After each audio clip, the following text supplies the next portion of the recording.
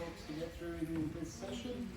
So I'd just like to start by acknowledging the traditional owners of Naarm, the Wurundjeri people of the Kulin Nation.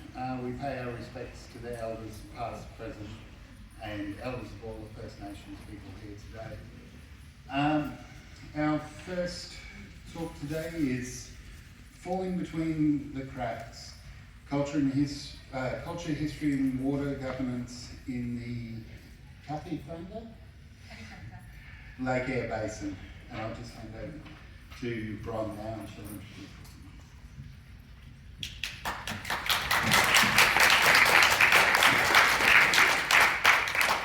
Thank you. We also would like to extend an acknowledgement to the traditional owners on the lands on which we meet today, and acknowledge the owners past, present and emerging, and thank them for their ancestors for caring for us on our journey here in Naarm today.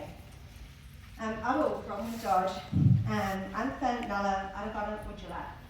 My name is Bronwyn Dodd and I'm a proud Arabana woman. And our country is in South Australia. For those that don't know, it spans from Maori all the way up the Indenture track to Renewable. I'm here joined today by some of our directors. We have Travis here and Glenn, and also Professor Melissa Nursey-Bray, who's been working with Arabana mob since 2011, helping us to protect our water. So to start today, I'm going to hand over to Melissa to give you a little bit of a history around the Kati-Thanda Basin and why we're falling between the cracks. Thanks very much, Bron, and thank you very much for inviting me to speak with you Arabana today. Well, today I just want to give a little bit of an update or a context setting for the region, the Kati-Thanda region. The Lake Eyre Basin itself is one of the world's largest internally draining river systems, and it spans about 1.2 million kilometres, and people have followed saying it's about a fifth of the catchment of the entire landmass of Australia. It's basically 5 times the size of Victoria. It's also covers New South Wales, Queensland, South Australia, where we're from, and it's also a party to the management is the Commonwealth Government. But also on the right-hand side here, you see the Great Artesian Basin. So that also underlies the 22% of Australia. It's one of the largest groundwater basins in the world and heaps of fresh water. The aquifers themselves can be up to 3,000 metres deep, and the water moving down through the basin at only 3 metres per annum. But the waters themselves, astonishingly, are up to 2 million years old. So overall, the whole area there is about 1.7 million square metres. And again, nice little statistic, there's about 65 million kilolitres in the basin, and that is 130,000 Sydney Harbours. I love these little statistics. They give you a sense of the context. The Arabana people here are mainly concerned with the Kati-Thanda region, which is the actual lake in the centre of the Lake Eyre Basin, and that is the 4th lowest terminal lake in the world, so it's actually under sea level. The Arabana people are from that region and call it home. So, I guess in terms of the values, the whole area is of exceptional value, and one of the reasons why I'm looking down all the time is I keep reading statistics, which sadly are not in my head. But there are 63 First Nation peoples in the Lake Eyre Basin region, and I've lived here for up to 60,000 years. Within that region, also about 120 settlements. It's obviously very ecologically valuable as well. There are 8 species of water bird and 148 endangered species, plants and animals across the basin. And you're probably all familiar with the news that comes every couple of years about the flooding into the basin. The absolutely astonishing beauty, the millions of water birds that come in, and the beauty and tourism that attracts. Economically, it's also highly valuable. $13 billion. $4 billion of production relating to pastoralism, about $6 billion for mining, $2 million for gas, $1 billion for tourism. The Great Eyre Basin itself also is incredibly economically important, about $13 billion a year. So overall we have a system that has economic, environmental and very, very significant cultural values. Unsurprisingly though, for an area that's highly valuable, it's also highly contested. And this is part of what we want to talk about today, about how you manage and protect highly significant cultural systems in the context of all of those values competing.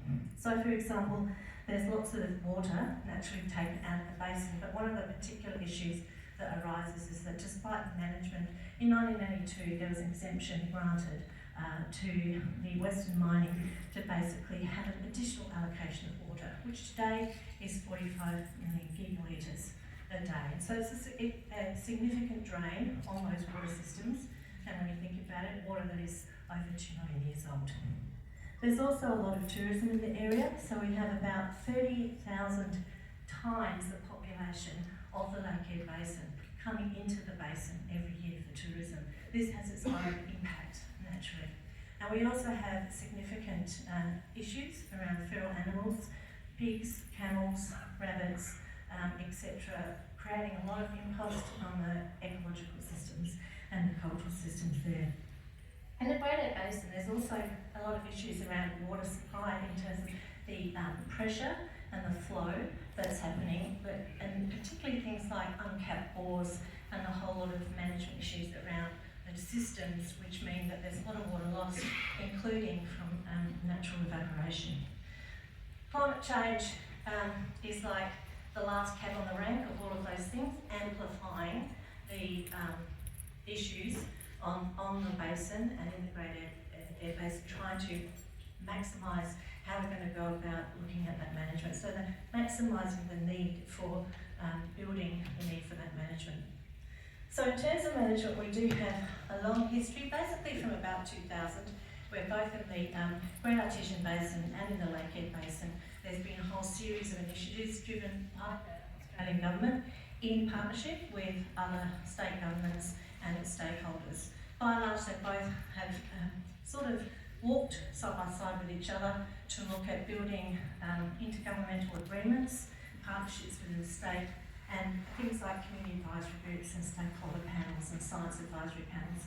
But it's a very long history, but the bottom line is they've both sort of reached a point now where they both have these significant strategic plans. We have the Lake Eyre Basin Intergovernmental Strategic Plan and the Great Artesian Basin Strategic Plan. And they're both walking together, trying to manage a lot of those impacts, uses and values. The key thing about it, like as a take-home message for me today about the management, why we're talking here today, is that there's a couple of issues there that I think are worth noting. The first is there is still that exception under the Indenture Act to actually allow additional allocations of water, which creates an ongoing drain of the water. Secondly, the actual, ironically, in the intergovernmental agreement for the Lake Eyre Basin, the Kati-Thanda Lake itself is not included in that boundary. So this means that management needs to sort of address that. And secondly, I think that there's not real connection between the policies around the Great Artesian Basin and the policies around the Lake Eyre Basin. They walk together, but they're not as connected as they could be. I think that would help a lot in terms of addressing what are essentially interconnected impacts. But today we really want to talk about basins, springs. So the mound springs are one of the reasons why people go and visit the basin and are exceptionally important. There are about 6,000 of them, I think, in the South Australian portion alone. They're basically virtual oases in the desert, and you can see here from the map some of them. They're also very important ecologically and culturally.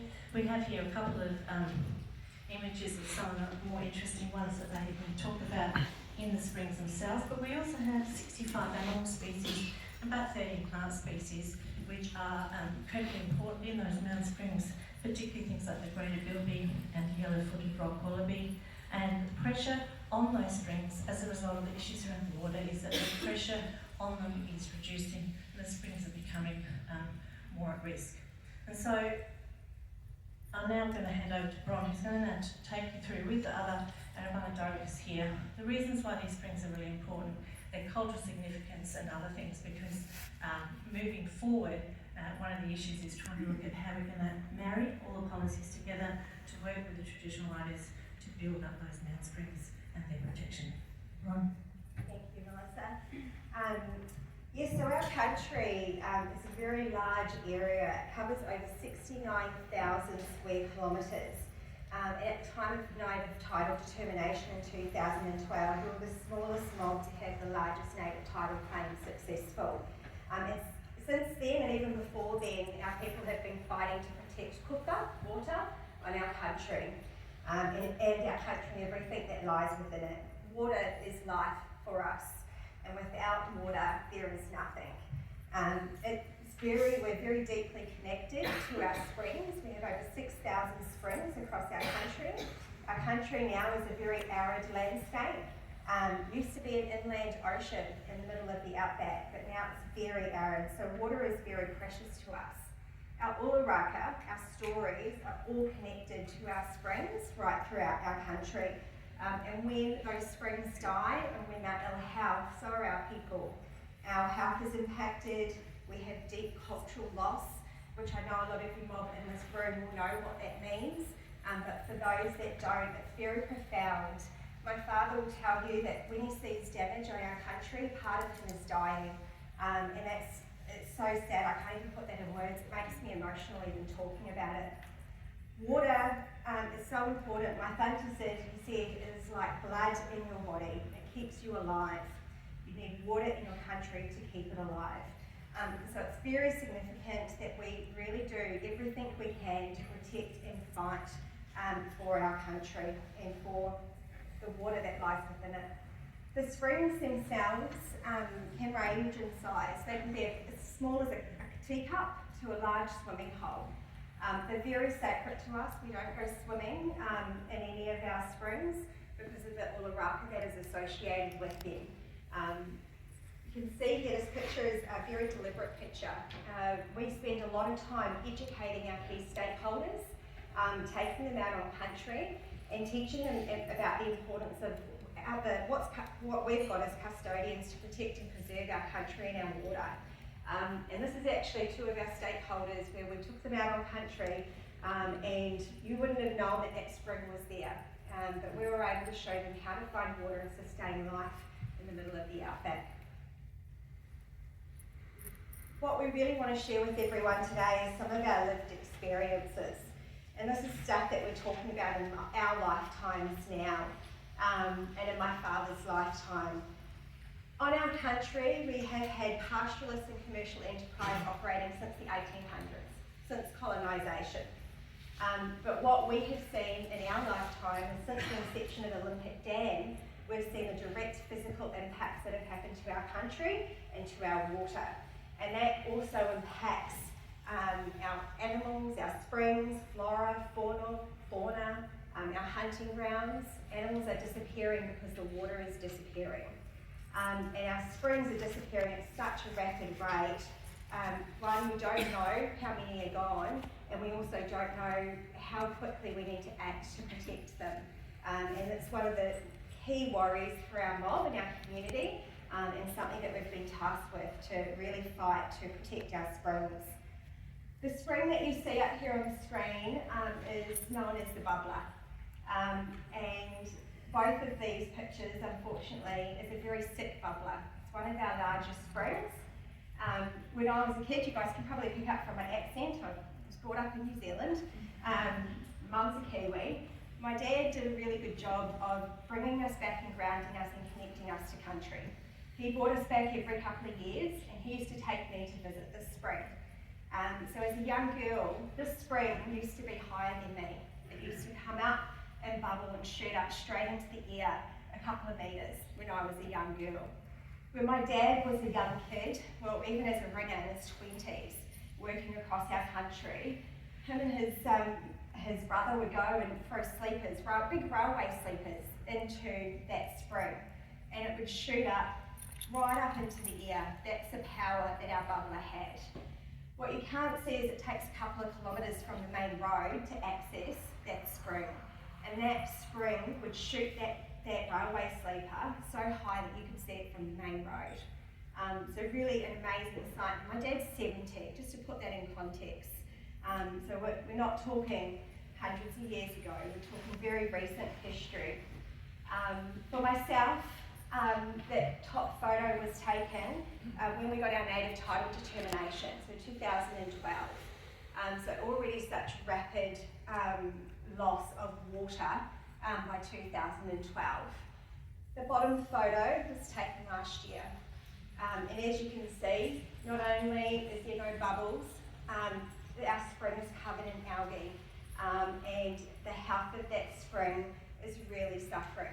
And this is one of our most sacred sites, and we have lots of stories around this, which we'll certainly share with you. So here, you want to share a little bit about your experience? Yeah, just take it. Hello. Yeah, so basically, how was it, a couple of months ago, we took some people out to our country, took them to a few springs and that, and one of our old fellows, Uncle Jeffrey, doesn't mind me saying his name, we went to a spring called Bo Peachy, and when he got out of the car, he said, "Where's all the birds?" And I said, "What do you mean by that?" And he said, "There's no birds here," because when he was a kid, there was a lot of birds. The pigeon, the mulumba, he called them. Apparently they were flying around everywhere, but when we went to that spring that day, there was nothing left, or no birds that day. So yeah, that was a bit of an eye-opener for me. And that's what we say about our springs and the water. You know, it brings life. So those birds weren't there that day. So that's all the impacts of what's happening on our country. Is the water's been, you know, drawn so much and taking life away, basically. And got another slide here. Oh, we're Trey first. Trey, Oh, do you want to Trey, share a little bit about your experience with bubbles? Yeah, thanks, guys. Yeah, I guess for me, you know, I remember going to them springs there in the 90s. This one in particular, the bubbler, it's the Watmut Gutterpool story. And there's a bunch of springs there, but there's one particular one, the bubbler. I went there in the 90s with a couple of old fellows, you know, and you know, two of them have passed away now, but one of them's still around. But they used to tell them stories to me when I was a bit younger, and you know, I could see the Watmut, the snake, I could see that swirling around underneath the silt in the spring. You could actually see it swirling around. That's the power of this place. And you know, the Watmut used to know it was there when the old people was telling the story, and I would let the bubbles out and let you know that you knew it was there. And then bubbles was huge. Now they used to tell the same story as what Bronwyn mentioned about the railway sleepers. That's how much pressure this one particular spring had. It used to shoot them sleepers right up high. But I've seen it back then in the 90s, and I've been there many times since then. Took my children back there, probably 2011 for the first time when they was young. And it's sad, you know, it's not the same. And every time you go there, yeah, it gets worse, you know. Them old people, they'll go there now, they'll be sad, they'll cry, you know, because that Watmut was like it's going to sleep, the snake, you know. No one acknowledged, there's other groups in this room here, the dairy mob here, we've got Kubada, Buyani, Undergiddy. They all share them same experiences too, you know. They lived on this country, they married into our families, and they part of the same mob. You know, they got them same experiences, a lot of heartache, all the power of these springs is gone. The Uraka, the dreaming, the law, it's finished. It's gone to sleep. Dead. Thanks, Trey. To give some context, 40 years, it's been roughly about 40 years since we've seen significant water being extracted, and that has had direct impact to this. I'll hand back to Zahir now to talk a little bit about how we're caring for our springs. So now that we're in the stage where we're trying to care for our country, unfortunately now we have to sort of mix in with the Western ways of caring for our springs in our country. We've got a ranger program running, which is made up of only 5 people. And to get a context of how big our country is, to look after only 5 people, it's 400 kilometres from one end to the other. So you've got Maori to Tata, which is 400 kilometres in between. We only get sort of funding from the NIAA, which is from the government, so we try and scrounge around for any other funding that we can get. So if there's anyone in the room here with a checkbook, please help us, eh? We also work with the national parks and the volunteer groups, such as the Friend of the Mountain Springs. And when I say volunteer, again, they're only funded wherever they can get their hands on. So they come out on country with the rangers and stuff and help us look after our springs. Also got some researchers conducting scientific studies. Obviously got Melissa here helping us out. And we also try to lobby the government, because as someone said earlier, there's a lot of legislation and stuff that are in place and probably outdated now. We talk about the indenture act, Olympic dams. You know, basically been given a licence to keep sucking water out for everyone a day, but it hasn't been revisited. So, and that's been going since 1982, that there. So, and what do you say, 45 million gigalitres a day? So it's a lot of water that's been taken out and hasn't been revisited. That's still going on. Yeah, that's about it really. I'd send over to Bronwyn to keep talking about that national parks. You might have seen on the news and that recently about the national park stuff going on about Lake Eyre or Kati-Thanda, about people apparently not allowed to go on the lake and all that sort of stuff with this management plan. So I'll get Bronwyn to talk about that anyway. Yeah, so we've certainly worked along with other mobs in our area. We've worked with the Department of Environment to draft a management plan for Kati-Thanda in the Lake Eyre Basin region. And part of that is around protection of Kutha water and the surrounding country. So if you don't have a checkbook that you can't write us a check to help us, how you can help us is jump online and support our submission to get that draft plan endorsed by government. That's really critical for us to be able to continue to protect and preserve the Kutha that runs through our country, and it's the lifeline for our mob. Trav, I'll hand over to you. Yeah, thanks, Bron. So our Uraka, that's our dreaming and law. So that deeply connects us to our mountain springs and Kati-Thanda. So we are seriously concerned about the rate of extraction of the water, the Kutha, from the gap. You know, the big users of our Kutha is the mining companies, petroleum companies, pastoralists. You know, people forget about pastoralists, but they're probably one of the biggest users out of all of them. You know, they can take as much as they want, you know, or whatever legislation and licenses allow them to. Arabana don't get a say, we don't get a say in that. No one invites us to the table to really inform those management plans, you know. They just take, and they just keep on taking. Yeah, so this threatens the existence of our mountain springs while reducing the flow pressure within the aquifers. To the extent that some of them have dried up completely, they are extinct. You know, there's a photo up there, that top spring, that's Venable's spring there on our country. That was flowing in my time, you know, and some of these older people in the audience would have seen that too, you know, seen that spring flowing, and now it's just dried up. That one up the top there, it's dead. So, you know, the destruction of the 46,000-year-old rock shelters in the Pilbara's Juukan Gorge, you know, in 2020, a lot of you would know about that. You know, that shows how important it is to, you know, listen to traditional owners. You know, the destruction of our mountain springs, that's our Juukan Gorge. It's already happened. No one talks to us about that. Yeah. Thanks, Drew. So as you guys can hear and see, we're definitely falling between the cracks. There's a misalignment between the GAB and the lead policy frameworks. They're being delivered separately. They need to work together. And we don't have a voice at the table. We need a voice at the table with federal, with state government, with pastoralist boards, and with mining companies. At the moment, white fellas are making decisions about our country and Kutha without engaging traditional owners. Now, while some of that engagement is now commenced, we're certainly not at the point where we are protecting and preserving our country for the future, and it has dangerous impacts. As you can see on the previous slide, once the spring dies up, our Uluru is gone too. And that is so hurtful for our people and our mob. And our elders have really tasked us with protecting and preserving this.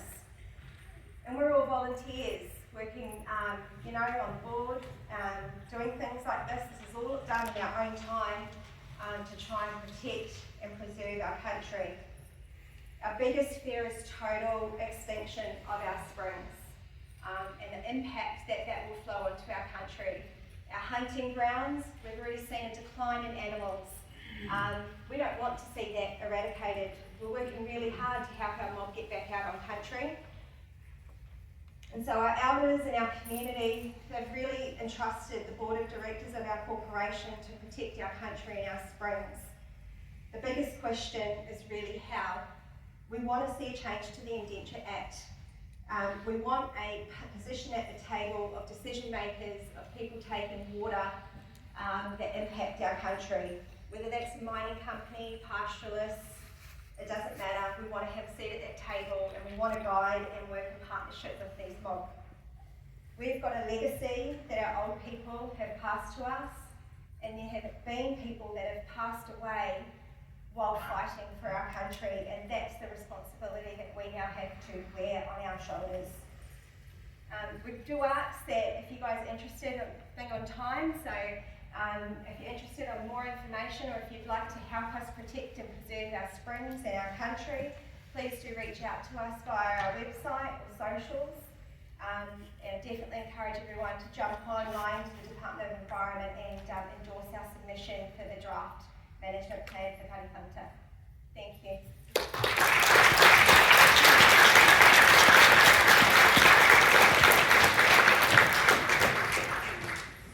We probably have a minute if anyone has a question.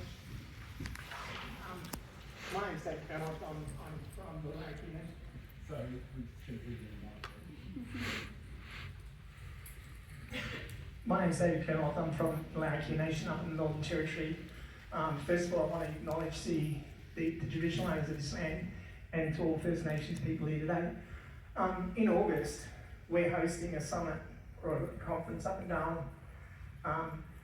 First Nations Land and Water Management Forum. It's been run in conjunction with AIATSIS. This is a fantastic platform for you guys, and I believe this is something that should be there and should be made aware.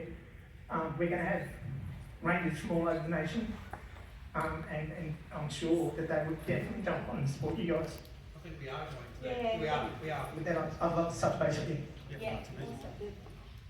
That's our key break. Yeah, probably got that. Sorry, right.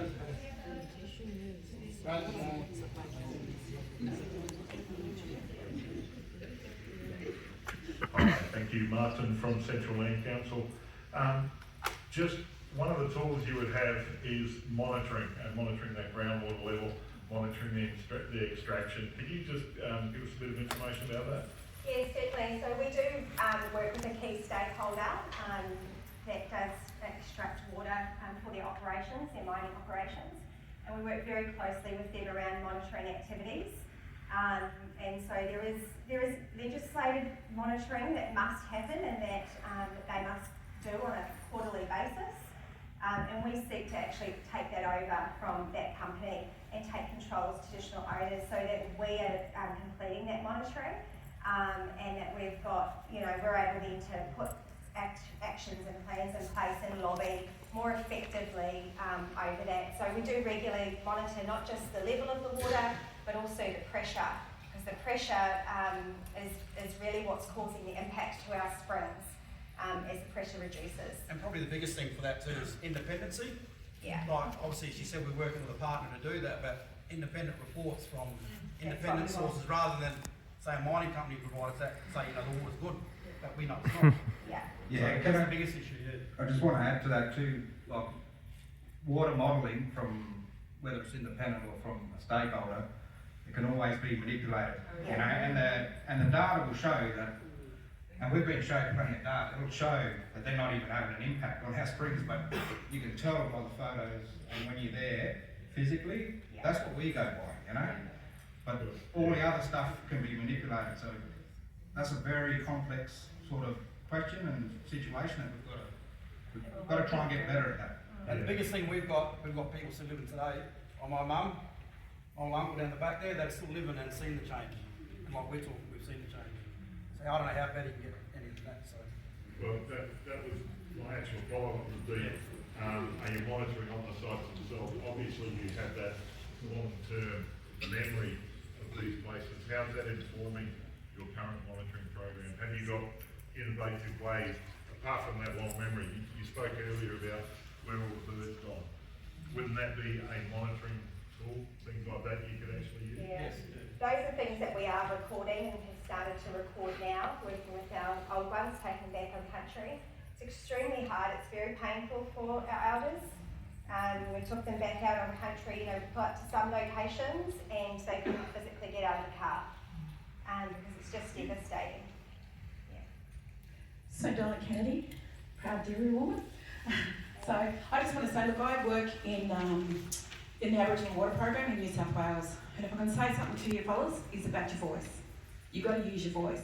So one of the things we're rolling out at the moment, we've actually got 119 Aboriginal people across New South Wales, and we've developed an Aboriginal Water Committee.